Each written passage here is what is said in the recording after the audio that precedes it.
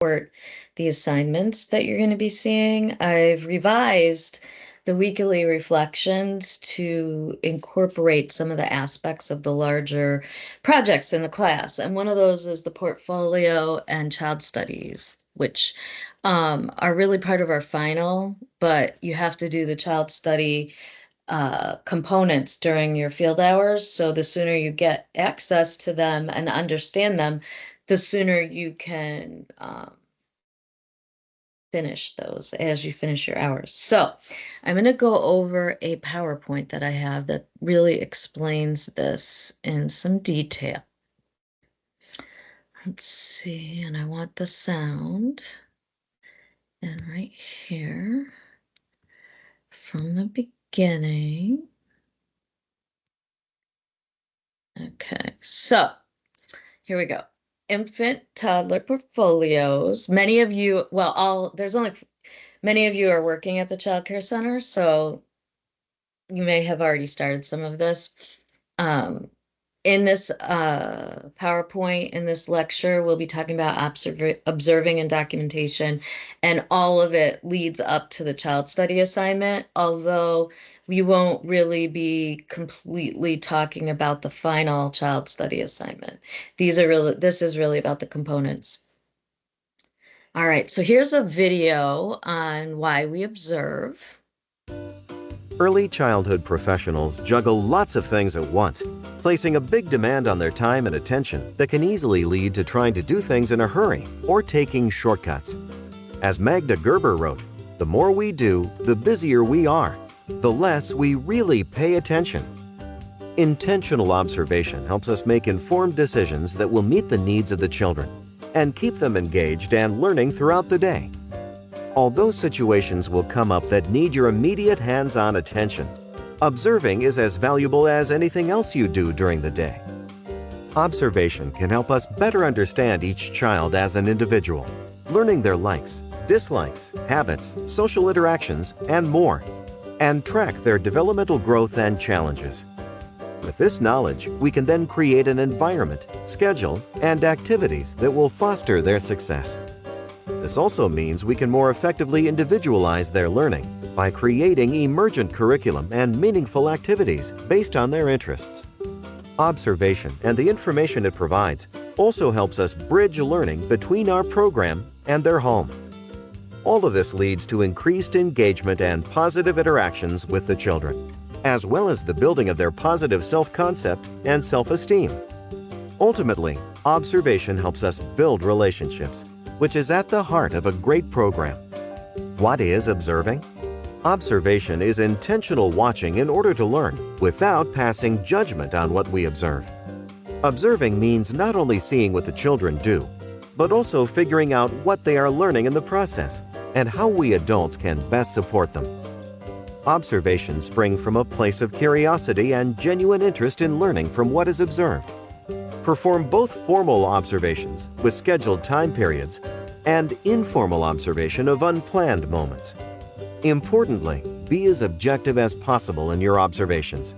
Observations can be done on both individual children and on the dynamics of the group, which will be naturally intertwined much of the time. Observe the environment the children are in and its effects on them. Observe the interactions between children and the interactions children have with adults.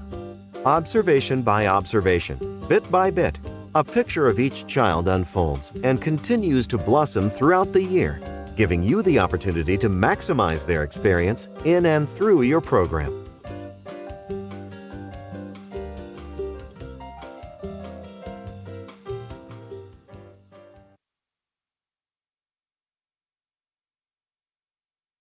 I think that's an excellent video for why we observe. And I think one thing we want to think about too is how often when we're in the early childhood classrooms do we forget that that's really why one of our main jobs, okay? Because we get so busy keeping them safe, which is critically important, that I think after we get our degree or we, finish reading our book, we forget how much information of observations can give us. And so that video really talks about what is observation and the different parts of it. We need to be intentional about watching to learn, which means we can't be so busy, like this is one of my pet peeves, cutting out things for product oriented projects, right? We need to be busy watching children, which is what Magda thought too. So we can focus on what they're able to do, not only seeing what the children do, but what they're learning. So if we have a strong base in child development, then we understand what they're learning. And we can go beyond just saying, oh, so and so did this today.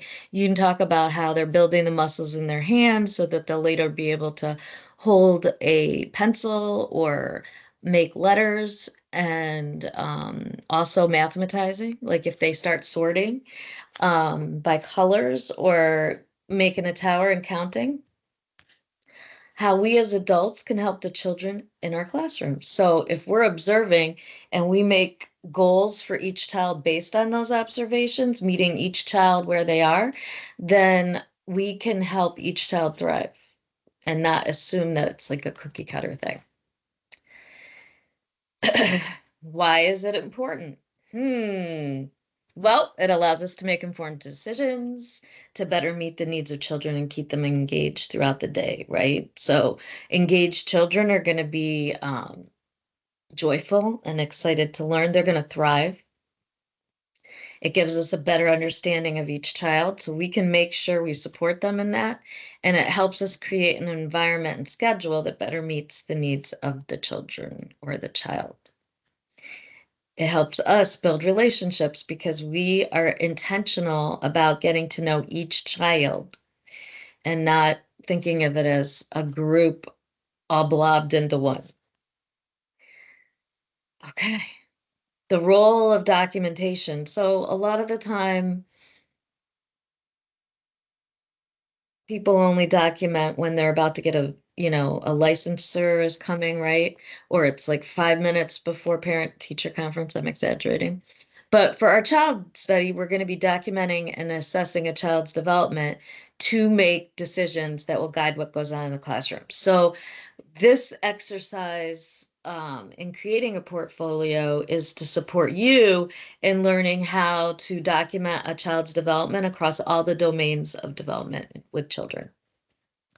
That means that you do need to have an organized system in place to collect the information.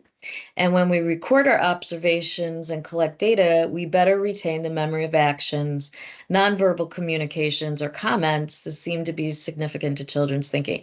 I don't know about you guys, but if I don't write it down, even if I never look at it again, I don't remember it. So a lot of times as teachers, we'll be like, oh, yeah, yeah, I remember that. But really, we might not. Storing the data you collect.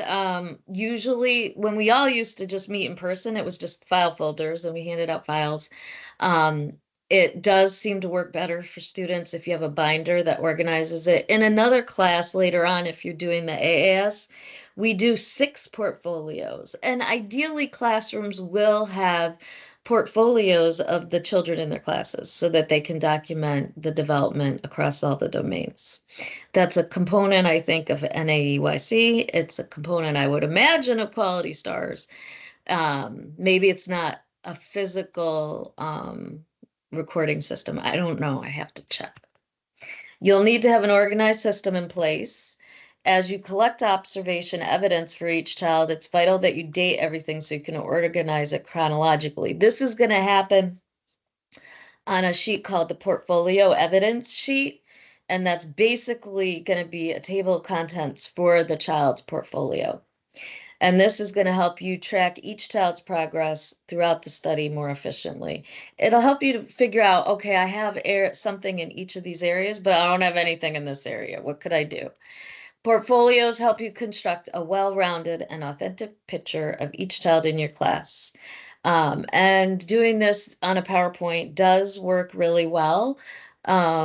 If you need to turn it in, and depending on the modality, you'll be sharing it with parents or colleagues too. It's easy to read. There's ethical guidelines we have to follow in a classroom as a teacher, and definitely in terms of documentation. So we have to maintain confidentiality to ensure privacy. So if you're in your own classroom, you can use the first child's name, that's fine.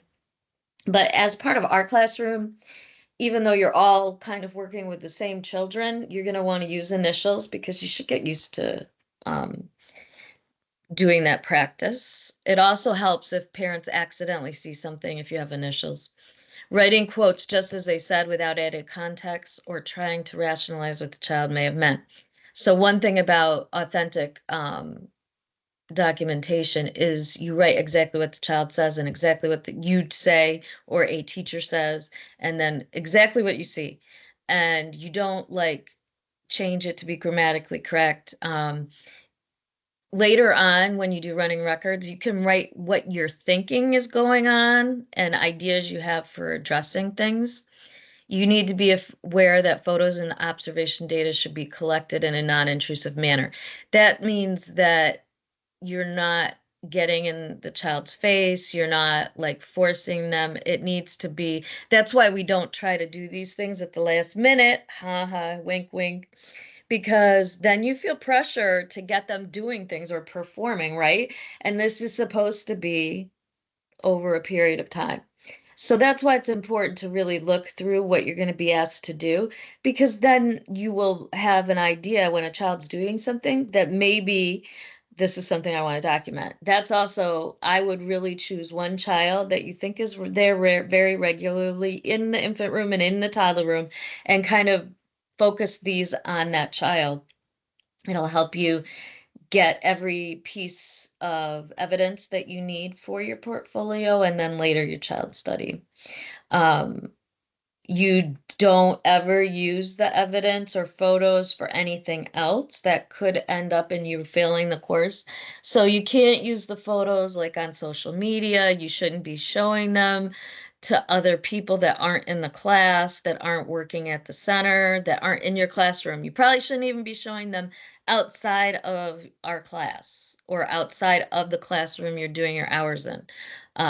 But if you are working with students in the class, because you are, if that is something, that is okay, but you don't be sending them back and forth and discussing them. Handling photos and data with care and sensitivity, and always store information securely. So you don't leave everything laying out. You would put it away once you document it, and don't leave it around for everyone to read. Realizing a child's reactions, behaviors, and conversations may not be what you expect, and therefore you got to refrain from being judgmental or tainted by your cultural biases. So sometimes classes will get in the habit of only doing documentation when behavior that they don't want is happening. And then we're already looking for an outcome, right? We're trying to prove what we already think. That's why it can be a really good practice for a classroom to have portfolios where you're just documenting what the child can do, what the child is doing, and then as things occur, you're not always only doing these documentations or observations because something negative is happening and you want to control the situation. Child study assignment, you'll be turning in 2 child study assignments. One is infant and one is toddler. The final portfolio, which is everything all together, will be completed as 2 separate PowerPoint presentations. That's um, sometimes people can scan them and just turn it in as documentation of a actual portfolio folder and the forms in it. That's fine too.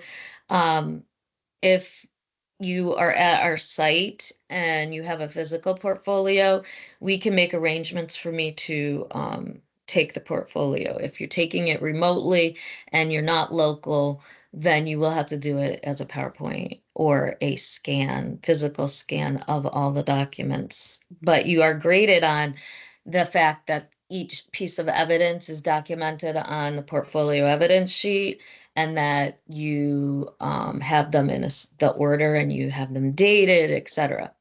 You're going to pick one at the end of the class, either the infant or the toddler, and you will make a video of yourself presenting that as if you're talking to parents at a parent-teacher conference. But we are also, child studies are also, there's a written component to it to help teachers prepare, but also say parents don't come, you want to have something that you can show the parents. So we will go through that at a later time, how to write that. Both parts are important to the child study and will be required. Okay, and this is just talking about the parent-teacher conference again. So what will it include? Well, a lot of observational tools that we're going to use, and we're going to learn how, based on the child development of infants and toddlers, which we've been learning about and will continue to learn about, how to interpret it and how teachers use this information either to create curriculum, to create an individualized program for a child, like goals that the child's working on, or how to handle different situations that you're running into barriers or obstacles and you're not sure it's helping the class productively, thrive.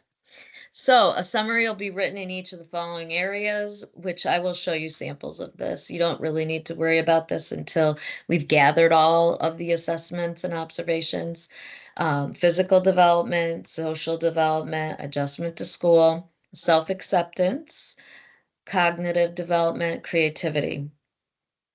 So there's also, like, this is we could divide this into more like cognitive development. They now consider language development to be a fifth domain because it's so essential to literacy and how the child communicates. So we will have language and literacy assessments, yes, even with infants and toddlers. Physical development, large and small gross motor, social development. I feel like self-acceptance and adjustment to school are kind of a part of social development, and then creativity. So you can see like different people or companies will have these components kind of taken care of differently or worded differently.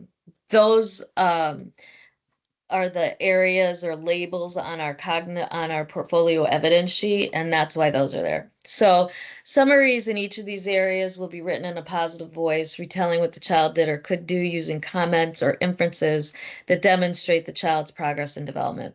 That's why anecdotal evidence or records is really great, because you can actually quote the child and then use that to demonstrate what you're saying, how the child has progressed over the year or over the semester, however we're wording it. The statements made in the summary should be supported through references made to the data collected in the observation tools provided.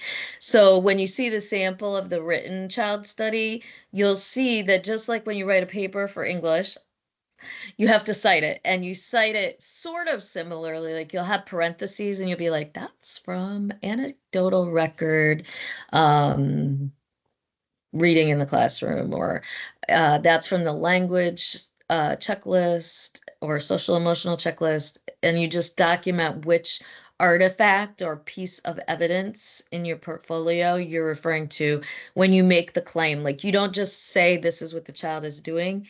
You have to like back it up, just like you'd have to cite a source if you were making claims in an English paper. Okay, so what do we do when we're observing and documenting?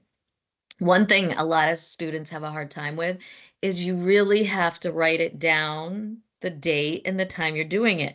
I think sometimes this happens because they didn't do it, and so they're trying to do it from their memory and they're making it up. But I'm hoping that by adding it to the weekly reflections and documentation of your hours, that you'll be able to hone in better on these dates and times and settings, because it's only 1 week and you can't be that far off.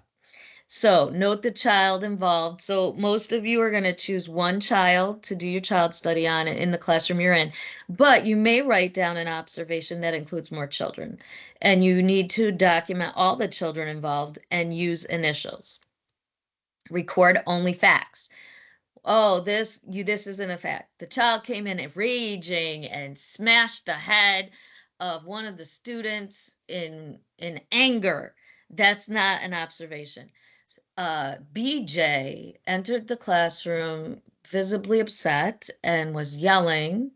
So seemed upset because, or I seemed to be upset due to the yelling that the child was doing loudly at another child, picked up such and such and hit them on the head. No thing, no judgment, no like thing. And that, if you think about it on the running record, that all goes in the left. And then in the right, you can say, I'm going to watch so and so BJ to see how often this anger occurs.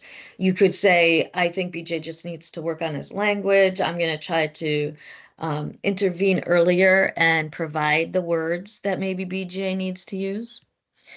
Record the facts in order as they occur and exactly as you see it. Again, we're not making it up. Collect vivid details and quotes and use a variety of observation methods. For the purpose of our portfolio, you're going to have specific ones to use, but as a teacher, you might choose different ones. Maybe you really like information you get from a certain one, but you do want to make sure when you're choosing methods as a teacher that you are getting a picture for each child across all the domains. Observe with an open heart and open mind and a clear lens, free of bias, which is almost impossible for all of us to do. But we have to set an intention. Be attentive and alert and use all your senses. Note that what the child can do rather than what he cannot do. So again, we want to be doing this regularly so that we're not just looking to address negatives, things we perceive as negative. That's not the purpose of these portfolios. Keep a low profile and respect the children's space while they're playing. So you don't want to give the children the sense that they're performing. So teachers need to become artful in their observation. So you wouldn't be laid out and sprawled on the floor. Yes, we've had students do this with some big clipboard and be like you're eating popcorn, right? Sometimes people have a post-it note, you don't go out, you don't necessarily pull out your entire binder. You fill out what you need to fill out, but it's not necessarily obvious who is the child you're observing. What not to do while observing and documenting. Don't interfere, pressure the children to perform. So I think sometimes if we wait too long, and it's like the last minute, oh, come on, let's sort these bears right now. And to find out what colors they know or what they do with it, that should not be happening. That's why we're trying to go over this ahead of time so you can fit it in organically in a way that doesn't pressure children. Don't assume or state your opinion. Again, that's just how you word something really can be loaded with innuendo. Don't record anything you didn't see. Don't make stuff up. Don't label behaviors, actions, or feelings.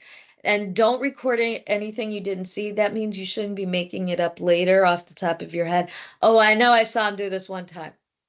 That's not really being ethical or honest or both. Don't label behavior, actions, or feelings. You could be, instead, you can say, you want to say that you're going to handle it or make sure everyone stays safe or whatever. Avoid using subjective bias or judgmental terms. Avoid using exaggerations and conditional words like, he ran through like a volcano. Don't just summarize. You should be creating, especially with some of these, you're creating an anecdotal, like a picture. I should be able to picture it in my mind. Just like envision what's happening and hear it in my head like a movie, but without like your emotional perspective thrown in for drama.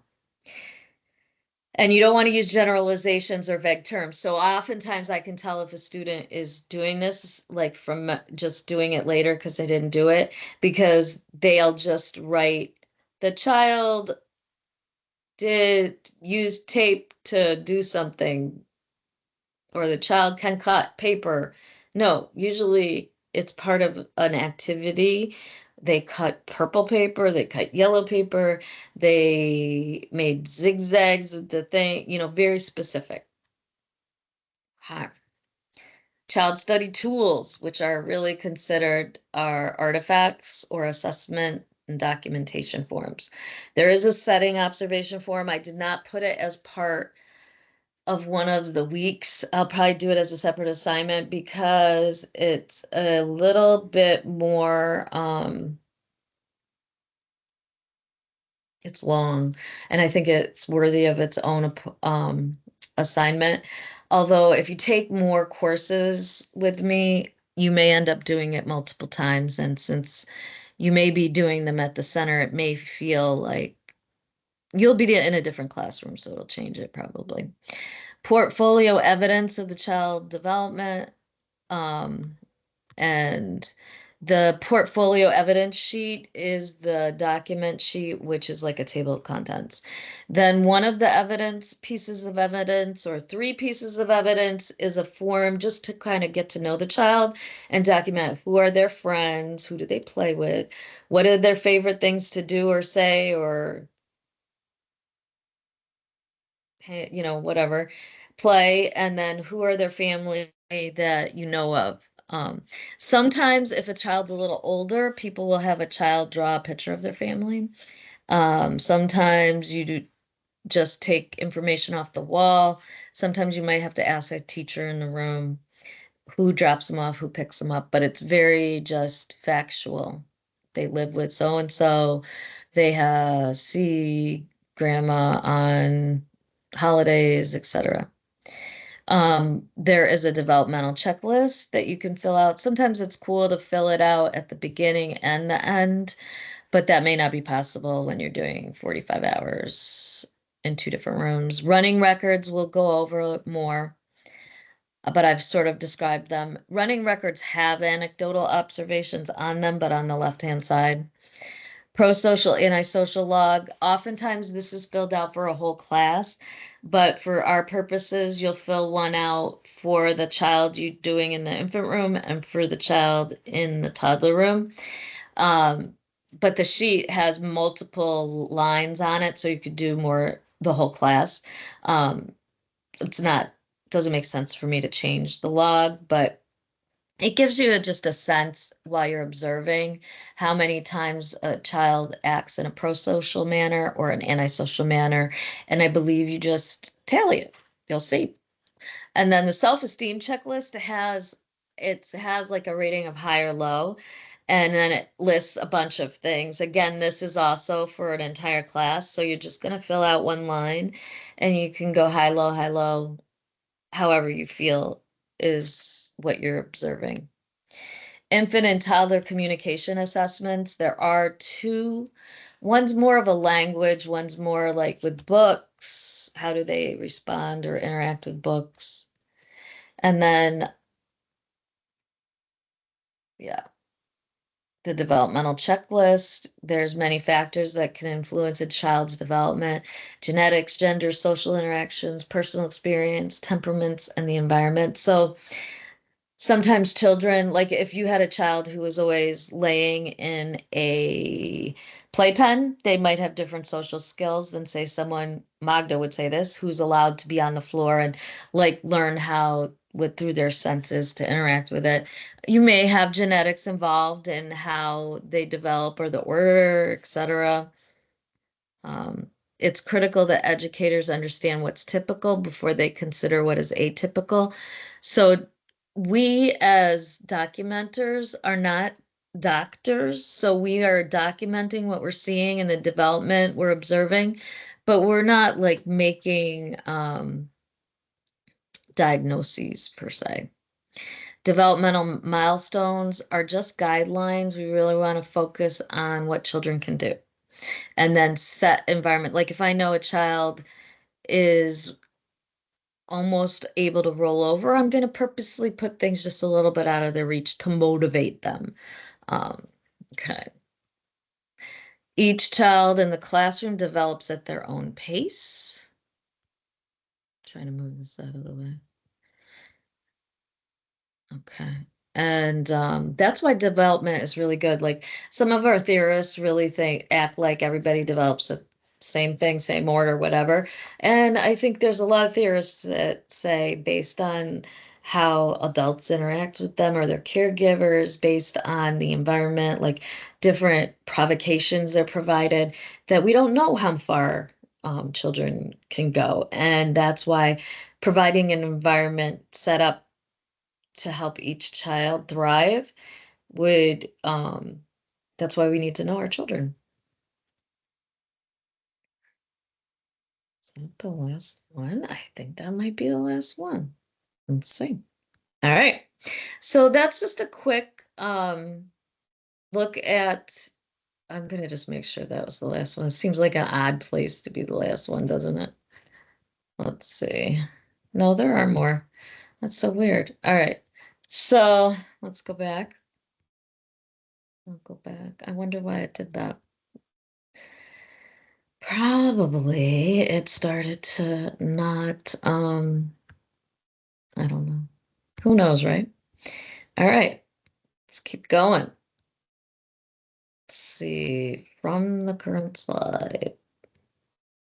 All right, so we did the developmental checklist. It's gonna make me do this. Woo! Okay, running records. So, we only did a tiny bit of this with an intro.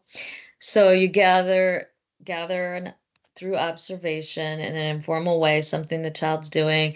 You write on it on the left, and then you can kind of write comments or opinions or ideas of what's going on with the child. Advantage of running records, they provide detailed data about the who, what, where, and when. Evidence is documented as it occurs in a sequence. Provides objective and descriptive evidence appropriate for gathering baseline information about the child's interests, abilities, and skill level. So the thing is, you don't want to get into a situation sometimes with some parents where you're just telling them what you think. Sometimes parents would like to understand why you think that. And so if you have a running record, I think it can be really helpful. It's ideal for tracking a child's development over time, and it's not structured. Like some of the quotes from running records can be priceless, right? And it can be formal or informal. And the beauty of it too is you can just do the anecdotal observation, but then later, so you don't have to take so much time, you can go back to that observation, maybe during nap time if you're a teacher, and you can write, what you think or what you're wondering. You can write questions, you can write things you want to follow up on, things you want to look for later, etc. Hey, I think we have another video. Let's see.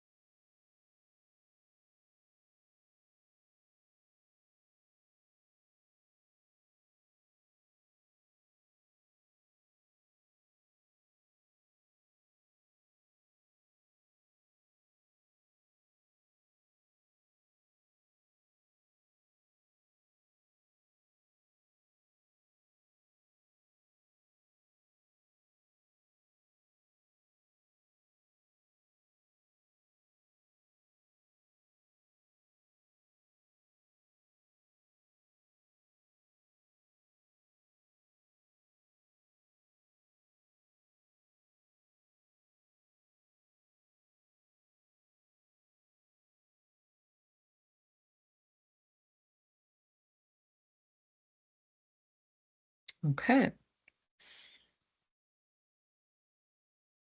Come on. This is where I don't know what's going on. Why it's not. There we go. Let's see. Oh, the next one. All right. So I think this just summarizes some of the things we just heard. It's an informal observation method used by teachers to aid in understanding a child's personality or behavior. Provides a running record of behavior that's either typical or unusual for the child. It's also referred to as anecdotal observations. These are direct observations of a child that offer a window of opportunities to see into a child's actions, interactions, and reactions to people and events. It's an excellent tool that provides teacher with a collection of narratives that can be used to showcase a child's progress over time. And as compared to a running record, anecdotal records provide brief notes that are focused on a specific event or activity. When a running record becomes more useful, it can be that you want to interpret, come up with ideas, etc., because you have that right-hand column. Data collection for an anecdotal record. You need to include the following components. Vivid descriptions. Don't just summarize or make, and definitely don't assume or make judgments. The context, setting, and situation that surrounds it, the who, what, when, and how, where, etc. Objective facts about the child's behavior. So you're writing exactly what you see, not embellishing or adding fancy descriptors unless, you have to be very specific about what you see, not add emotional like aspects to it. Write records in the past tense. Let's see. Social interactions with peers are great. Everyday routines like transition times, meal times, that can help you kind of document some of their small gross motor.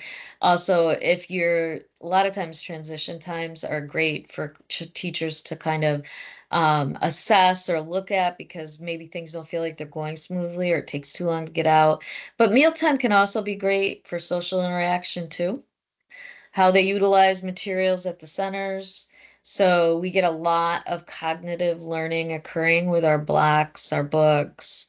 Um, what do they do with the blocks? Are they building it up? Are they learning how to balance? Are they creating ramps? Figuring out little sciencey, like how can I make a car go faster, etc., how they engage in teacher-directed activities. So some people might try to do something during circle time. I think a lot of times if you have a teacher-directed activity, unless you have someone else in the room writing the anecdotal, it's going to be weird to try to write it while you're leading. It can be complicated. However, I do ask that you do a read, like you document an experience with a child with a book and see how that goes. And if the book isn't of interest, do a song or something. How they engage in child-directed activities, so the more open exploration opportunities. That's more that idea that the child initiated the play, maybe in the home living or the block area, etc., and just see how they initiate it, how others are involved in it. What are they like inside? How are they outside? Advantages, that's those vivid details about who, what, when, where, and how. It really helps you get to know a child. Take less time to write up. Definitely. I like the idea of the labels. It's interesting. I think that's a great idea. I know a lot of my students and probably myself would be like, no, I have to copy it over. Evidence is documented as it occurs in a sequence. You don't want to change the order because that might change how someone interprets it.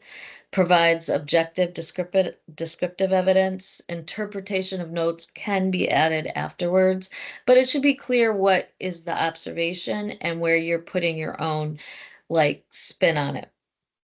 It can be gathered formally or informally, and you don't need special training. Provides qualitative data over time and is helpful in tracking a child's development. So it's a systematic process that allows us to understand the whole child, each child. It's used to inform instruction and guide teachers as they plan curriculum, or it should be. I think a lot of times we only do these assessments as we're required. But if we're doing them more regularly, then we can really be working on that emergent curriculum that we're supposedly doing because we want to be catching the curiosity of the children. With each observation, a teacher can assess a child's strength and capabilities to determine an individualized plan of action with just the right balance of independent and group activities across all areas of development. I think another reason this is important is sometimes we make assumptions that one child is causing all the issues, right? But if you're gathering as a teacher or a co-teaching group team, stuff on everyone, then I think sometimes we can see that some of those times we are assuming a certain person has instigated the issue, but if we have people calling each other out on this I mean, in a teachery way, then we can see that maybe once we label a child in our own head, we're not providing a opportunity for that child to grow and thrive. We're assuming that their behavior is going to be a problem. And I will just say that as a mom, I did this with my own children. Like I had one child who I like always assumed was the reason something happened. And there were reasons that that was true, but it was not true all the time. And it didn't hold all of the siblings to the same level of accountability, which isn't really fair, right? Um, so teachers create meaningful curriculum with the children's interests and abilities. They go beyond those little ranges that like Piaget and Erickson set. They will thrive and excel and be creative and inventive when we give them the opportunity and the environment in which to do so. So I've talked about the pro-social, anti-social log. You'll check it out. You'll be seeing that the self-esteem checklist, the infant and toddler communication assessments, and the observations of the child, infant and toddler with books. And the setting observation form. I'm gonna have to create an assignment for everyone to do that or I'll have to put it on with the ITERs, because the first two really focus on assessments for portfolios. And the setting observation form really focuses on the classroom more and the building or the center the classroom is part of. Okay, so if you have questions, and they may arise after this, you can certainly please message me in Teams. I really hope that you have all watched this, and it will be obvious if everyone's watched it because it keeps track of how many people view it. And I hope it's helpful. And definitely let me know if there's areas that you don't understand so that maybe I can clarify them. And there will be more information coming at it already is a long video. So, all right, thank you.